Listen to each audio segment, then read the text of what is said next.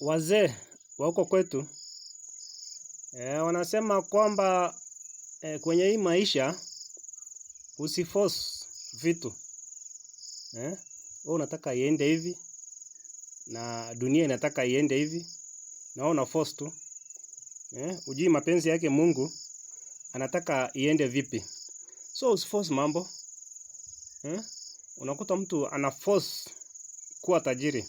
Una force unataka kuwa tajiri, unataka kuwa tajiri, baadaye una end up kuwa na loans nyingi, kuwa na madeni, kuwa na yani vitu unaanza tena kusambaratika kwa sababu una force. You want to get rich very the following day. So hii dunia usiforce vitu bana. Achana na vitu siende kwa mkondo wake. Mkondo, kila kitu kuna mkondo wake. Unakuta mtu ana force marriage. Una force unataka kuoa, una force nioleke mwaka, una force unapata mtu mbaya. Una force unasema acha nioe, siji nioleke. Una force kitu ambaye haiwezekani. Unataka kuoleka, una force mtu fulani ambaye sasa hata mna date for 2 months hata mjuani. Forcing things. At the end of it haitakaa kwa sababu una force. Hiyo sio maisha yako, hiyo sio maisha ambaye ulimwengu unakupeleka. You are forcing things by force, by thorax, by fire, by bullet. Acha kutumia hizo means. Acha vitu siende peke yake, sipangike. Vitu zinakujanga tu peke yake kwa hii dunia. Kama ni utajiri, inakuja tu, unakuwa tajiri. Kama ni kuoleka, unakaa tu, unaoa. Kama ni kwenda kama pahali fulani nataka kwenda, kuna kitu nataka kufanya kwa maisha, ni pole with determination, effort, prayer inaingiana. Lakini don't force things. Ukiforce inakataana. Acha kila kitu iende na the will of God.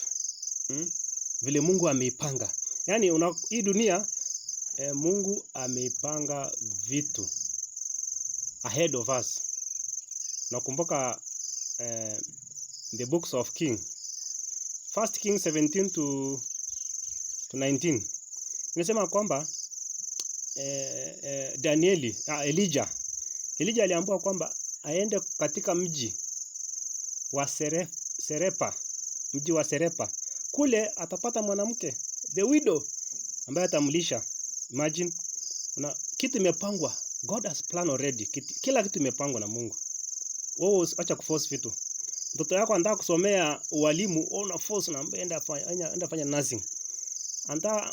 Mtoto yako anataka kuwa mechanic, unasema you can be a pilot. Mtoto yako you are forcing things. Forcing. Bwana anataka kufanya hivi, una force bwana, unaambia tufanye hivi. Bibi anataka kufanya hivi, anaforcewa na bwana, anaambiwa hapana, sitaki. Don't force things. Acha vitu siende kwa mkondo wake. The will of God. Acha vitu siende vile zinatakana. Don't force things. Don't use thorax. Don't use all effort. Don't use. Be wise. Acha vitu siende vile inatakana. Follow the will of God. Follow.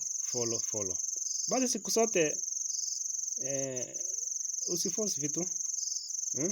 Hata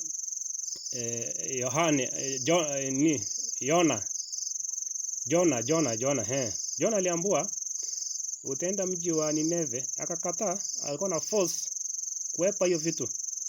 Angalia sasa mambo ya Mungu. Anamezwa na samaki, anaenda kule Nineve. So don't force things.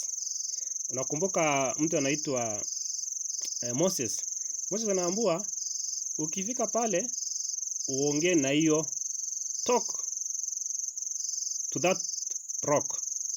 Ongea na hiyo jiwe. Ongea na maji tatoka. Lakini Moses alienda akapiga mara mbili tata. So ana force vitu ambaye the command ilisema kwamba go and talk, speak to the rock. Anaenda anagonga. So unaona forcing things. Don't force things. Acha siende through the will of God vile Mungu amepanga. Basi siku zote makinika. Subscribe.